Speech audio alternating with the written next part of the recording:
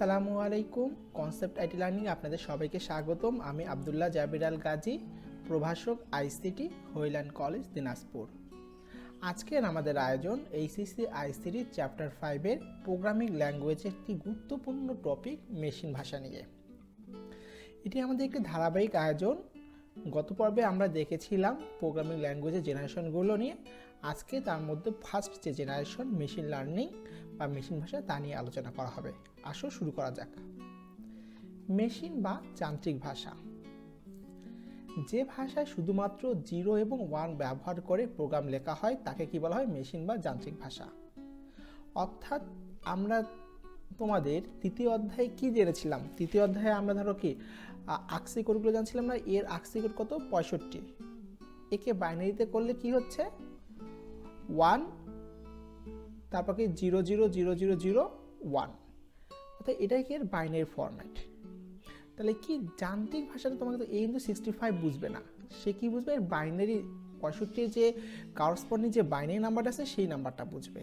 তাহলে মেশিন নাম্বারটা কি হয়? শুধু মেশিন ল্যাঙ্গুয়েজ শুধুমাত্র 0 এবং 1 ব্যবহার করে যে প্রোগ্রাম রচনা করা হবে তাকে কি বলা হয়? মেশিন ভাষা।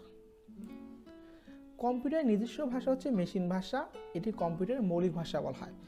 কারণ আমরা কি জানি? কম্পিউটার শুধুমাত্র 0 এবং 1 ছাড়া কিছুই বুঝে না। যেহেতু কম্পিউটার 0 এবং 1 ছাড়া কিছুই বুঝে না, তাহলে কি কম্পিউটার ভাষা কি? বাইনারি ভাষা। তাহলে মেশিন ল্যাঙ্গুয়েজে কি? বাইনারি ভাষা। এ ভাষায় শুধুমাত্র 0 এবং 1 ব্যবহার করা হয় বলে এই ভাষায় দেওয়া কোনো নির্দেশ কম্পিউটার সরাসরি বুঝতে পারে। অর্থাৎ কম্পিউটার মাদার ভাষা, মাদার ল্যাঙ্গুয়েজ যেটা বলা হয় 0, 1। আমাদের যেমন কি মাদার ল্যাঙ্গুয়েজকে আমরা বাংলায় কথা বলি, বাংলায় কেউ যদি আমাদের সাথে কথা বলে তাহলে কি আমরা সরাসরি বুঝতে পারবো?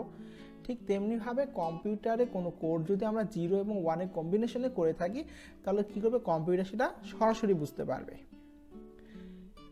এর সাথে কম্পিউটারের সাথে সরাসরি যোগাযোগ করা যায় থাকে। কম্পিউটারের সাথে আমরা যদি কোনো ভিতরে ওদের ইন্টারনাল স্ট্রাকচার সম্পর্কে অবকাঠামো ধারণা রাখতে চাই তাহলে কী করতে? সরাসরি যোগাযোগ করতে পারবো। কার ভাষায়? কম্পিউটারের ভাষায়।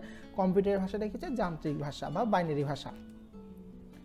এটিকে প্রথম প্রজন্মের ভাষা অর্থাৎ ফার্স্ট জেনারেশন, যেটা তোমরা আগে বলেছিলাম, এবং কি একটি নিম্ন স্তরের ভাষা। কী ভাষা? নিম্ন স্তরে কেন বলতেছি আমরা? হার্ডওয়্যারের সাথে সরাসরি সম্পর্কিত থাকে। এই ভাষাটা কার সাথে সম্পর্কিত থাকে? হার্ডওয়্যারের সাথে সরাসরি সম্পৃক্ত থাকে এবং যন্ত্র নির্ভর বলে এই ভাষাকে নিম্ন স্তরের ভাষা বলা হয়। এই যন্ত্র নির্ভর কেন বলতেছি এটা তোমরা পরবর্তীতে টিউটোরিয়ালটি দেখতে থাকো, তাহলে অবশ্যই ক্লিয়ার হয়ে যাবে। তাহলে আমরা দেখো ফার্স্ট জেনারেশনের ভাষা বা মেশিন লার্নিং বা যান্ত্রিক ভাষায় কী কী জানলাম। এটি শুধুমাত্র 0 এবং 1 ব্যবহার করে। এটি একটি নিম্ন স্তরের ভাষা, কারণ একে হার্ডওয়্যারের সাথে সরাসরি সম্পর্কিত থাকে এবং যন্ত্রনির্ভর ভাষা। একে বলা হয় প্রথম জেনারেশনের। কম্পিউটারের নিজস্ব ভাষা হচ্ছে কি যান্ত্রিক ভাষা। শুধুমাত্র 0 এবং 1 ব্যবহার করে বলে কি করে? কম্পিউটার সরাসরি এই ভাষাটাকে বুঝতে পারে। তোমাদের নিজস্ব লজিক দিয়ে অর্থাৎ কল্পনা দিয়ে এটা লিখতে হবে, সরাসরি মুখস্থ করার কোনো দরকার নেই। আরেকটা বৈশিষ্ট্য হচ্ছে কি মেশিন ভাষায় লেখা প্রোগ্রামকে কি বলা হয়? অবজেক্ট বা বস্তু প্রোগ্রাম। পরীক্ষায় কোশ্চেন আসতে পারে অবজেক্ট প্রোগ্রাম বা বস্তু প্রোগ্রাম কাকে বলে। তাহলে কি আমরা মেশিন ভাষায় লেখা প্রোগ্রামকে, অর্থাৎ মেশিন ভাষা কি 1010 যে কম্বিনেশনের যে প্রোগ্রামগুলো হয় সেই ভাষায় যে প্রোগ্রামটা লিখবো সেই প্রোগ্রামটাকে কি বলা হয়? অবজেক্ট বা বস্তু প্রোগ্রাম। এখন আসলে শুনি মেশিন ভাষার কী কী সুবিধা। সুবিধাও যেমন আছে অসুবিধাও আছে। ঠিক আগে প্রথমে আমরা সুবিধা সম্পর্কে জানি। মেশিন ভাষার সবচেয়ে বড় সুবিধাটা হচ্ছে কি কম্পিউটারের সাথে সরাসরি যোগাযোগ করা যায়। কারণ আমরা কি জানি? কম্পিউটারের স্ট্রাকচার কাঠামো কি 0, 1-এর কম্বিনেশন। কম্পিউটার কি 0 এবং 1 শুধুমাত্র বুঝতে পারে।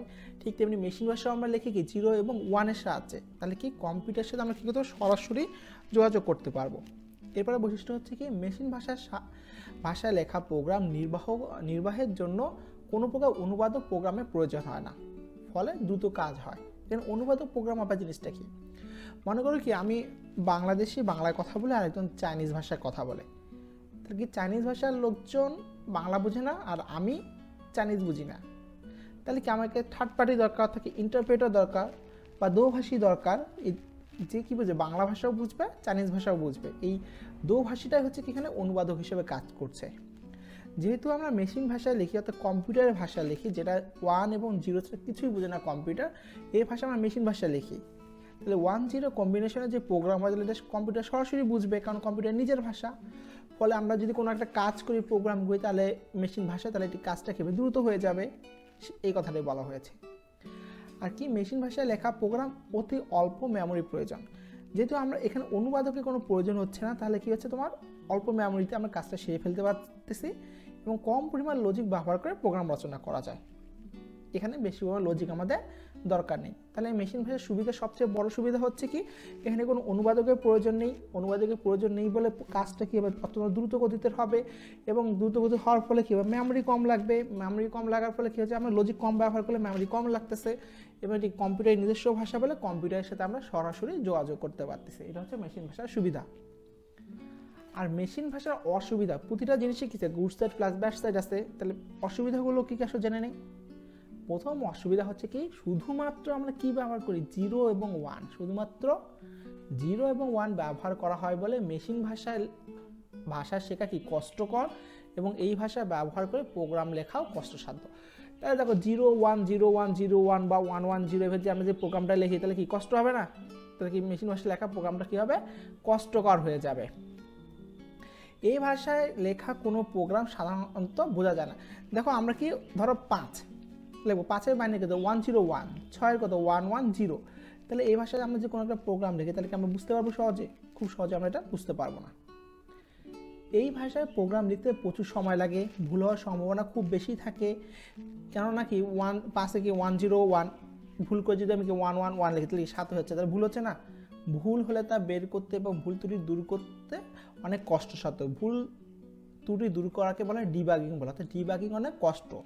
101 তো 5, এখানে যদি 111 লিখি তাতে 7 হচ্ছে, এটা আমি সিম্পলি বুঝতেছি 5 আর 7 রেখে যদি আরও বড় সংখ্যা থাকতো তখন কী হতো, ভুলটা নির্ণয় করা খুব কঠিন হয়ে যেত।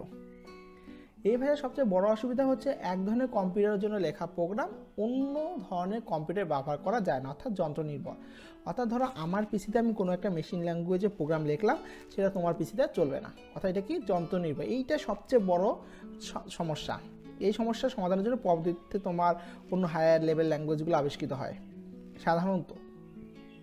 আরেকটা লাস্টের বৈশিষ্ট্য হচ্ছে কি, এই ভাষায় প্রোগ্রাম রচনার ক্ষেত্রে কম্পিউটার অভ্যন্তরীণ সংগঠন সম্পর্কে ভালোভাবে জানতে হবে। অর্থাৎ কম্পিউটার কোথায় তোমার কী আছে, র্যাম রোম বা কম্পিউটার ইন্টারনাল স্ট্রাকচার সম্পর্কে তোমাকে সবচেয়ে ভালোভাবে জানতে হবে। তাহলে অসুবিধাগুলো কী কী, ডিবাগিং করা কষ্টকর, ভুল বেশি হলে ভুল নির্ণয় করা কষ্টকর, প্রচুর সময় লাগে, শিখতে কষ্টকর। এই ভাষা ব্যবহার করে আমি যখন কোনো একটা কোড লিখবো, কোড লেখাটা হচ্ছে কি কষ্টকর, যন্ত্র নির্ভর নয়। এক ভাষায় প্রোগ্রাম লেখা অর্থাৎ এক কম্পিউটারে লেখা প্রোগ্রাম অন্য কম্পিউটারে চলবে না। এই কম্পিউটার ভাষা লিখতে হলে আমাদের কম্পিউটার অভ্যন্তরীণ গঠন ইন্টারনাল স্ট্রাকচার সম্পর্কে ভালোভাবে জানতে হবে। বন্ধুরা, এই ছিল মেশিন ল্যাঙ্গুয়েজের আয়োজন। পরবর্তীতে আমরা অ্যাসেম্বলি ল্যাঙ্গুয়েজ সহ হায়ার লেভেল ল্যাঙ্গুয়েজ সম্পর্কে আলোচনা করব। পরবর্তী টিউটোরিয়াল দেখা আমন্ত্রণ জানিয়ে এখানে শেষ করছি। আসসালামু আলাইকুম।